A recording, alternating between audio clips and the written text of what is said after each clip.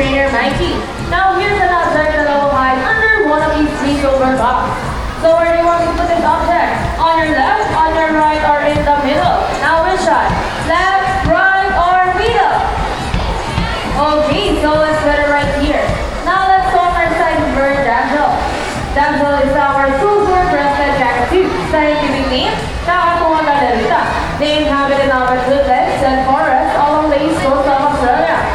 They're very loud birds and can mimic almost any sound. They eat competed seeds, nuts, fruits, and durian, the fire of the land, and they also love corn. Now guys, do you think Damsel has the ability to find the hidden object? If yes, then say, you can do it, Damsel! Come on, Damsel, find the hidden object for us.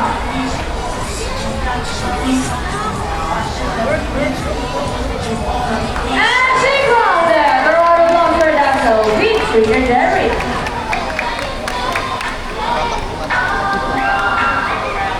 Now our next featured birds are just like any married couple, monogamous, eating their living partners for a lifetime.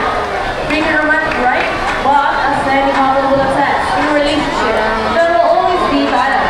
Meet Sandy and Rocky, our people were with Big Mahawk, and they will battle down to see who's the best in a basketball game. But before we start this battle, I'll be inviting you into two groups. All girls who are cheer for Jackie. Come on, girls, let me say, Sassy, Sassy. And all of our boys, let's cheer for Rocky, Rocky, Rocky. Okay, birds ready? Here's Sassy, let's go. Here's Sassy on the first ball, following by Rocky. Another ball for Sassy and Rocky. Let's see who's gonna win. It's a tie. And with the last ball, and Sassy wins. Maklupad yung isa. Trainer Brown, what can you say about that? You lose this time. Hold it, we want another race. Oh, they want another race, Trainer Bina? Are you sure about that? Do you want Rocky to lose again? But this time I guarantee you that Rocky will win. So what ways do you have in mind? I'm thinking about the ring race. And what's the ring race? The first bird who can grab 3 rings into the fall, the fastest is the winner. And that is the ring race. So the ring race it shall be. Remember that girls already have 1 point. So boys, let's cheer louder for Rocky to win this one. We'll be doing this again and this time. Our ring race. Ready, set, go!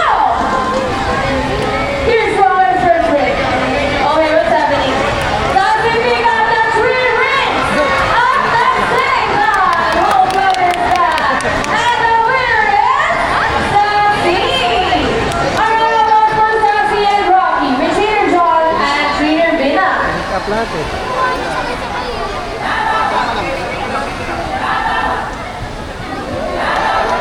Forests are particularly known to be intelligent and perceptive. That's why we continue to enhance their skills and accurate work.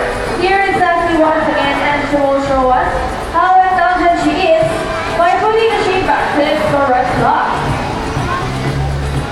Just like Sassy, Railway was from South America, and they're known to be the gentle giants of the Palam family. It is because they're the 7th largest next to the high-speed macaws. They can grow up to 19 centimeters length and can live up to 8 years old. Scientific name is Arachnoroptera. They usually feed on seeds, nuts, salts, and minerals along the river banks. And there you go, children. One round of for Sassy with Trainer Bina. Now guys, who loves math? Everyone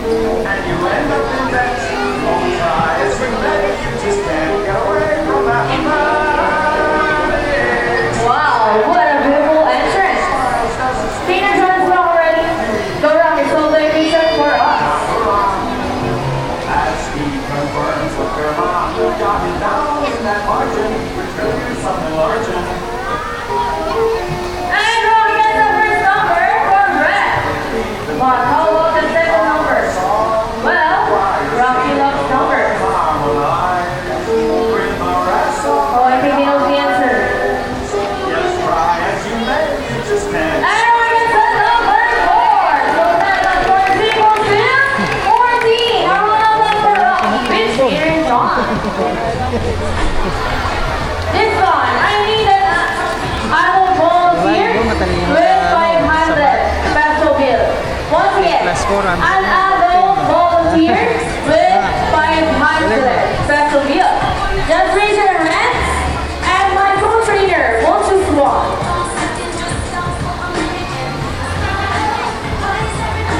Anyone with 500 peso bill.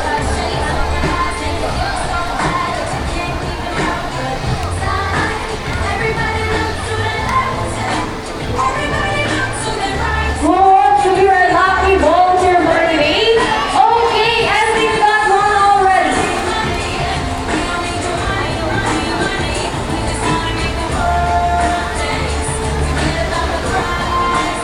Good afternoon, sir. Welcome to Ocean Park. What is your name? How about a round of applause for Mr. Marvin? Now, sir, you have the money. Okay, sir. All you have to do is stand right here, facing this way, and set it up arm, just like this. And say, put your hands between your fingers. Now, sir, do you have any idea what will happen next? Any idea? Let's see, let's all converge, but ready, lights over. He gets some money and drives back. And I think, body will, push it in the ready. Don't make the money.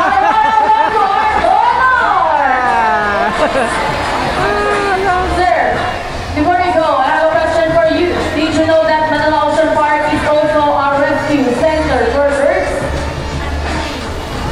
Well, now you know your money will go a long way and you're very, very grateful. You can now go back to your seat and enjoy the rest of the show.